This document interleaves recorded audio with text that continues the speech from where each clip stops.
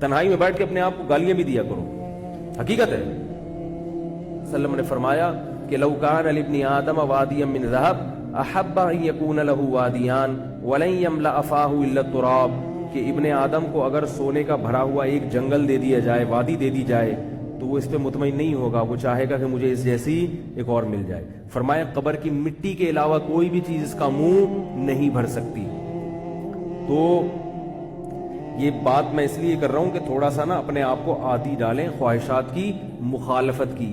ہر وہ کام جس کا دل چاہ رہا ہو وہ نہ کر لیا کریں، بعض کام ایسے بھی کیا کریں جو آپ کی خواہشات کے دل چاہ رہا ہے صبح کہ نہیں روزہ رکھوں گا، بسم اللہ کر کے روزہ رکھوں، کیا خیال ہے بھائی؟ نہیں چاہ رہا ایسے رکھے گا، جاؤ نفس کو بولو، لڑو نا نفس سے، آپ دل نہیں چاہ رہا آج تو رکھے گا۔ جس دن دل نہیں چاہ رہا اسی دن کیا ہوگا؟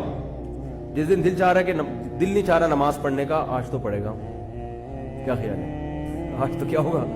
آج تو ہم پڑھے گا۔ یہ ہم پڑھے گا جو ہے نا، یہ مکرانیوں کی زبان ہے، کیونکہ یہ اسٹائل مکرانیوں پہ سوٹ کرتا ہے، اور اسی کے اسٹائل میں نفس کو سمجھاؤ گے تو نفس بات مانے گا۔ اگر آپ نے شرافت سے نفس سے بات کی کہ آپ پلیز آج روزہ رکھ لیجئے، ہیں بھائی، اگر آپ نہیں رکھیں گے تو کیا ہوگا کہ آخرت کی ترقی میں آپ پیچھے رہ جائیں گے۔ اگر آپ آج نماز نہیں پڑھو تو نہیں سمجھ میں آتا۔ بدماشی کی زبان اور ہوتی ہے، محبت کی زبان اور ہوتی ہے۔ نفس، اپنا نفس جو ہے نا بدماشی کی زبان سمجھتا ہے۔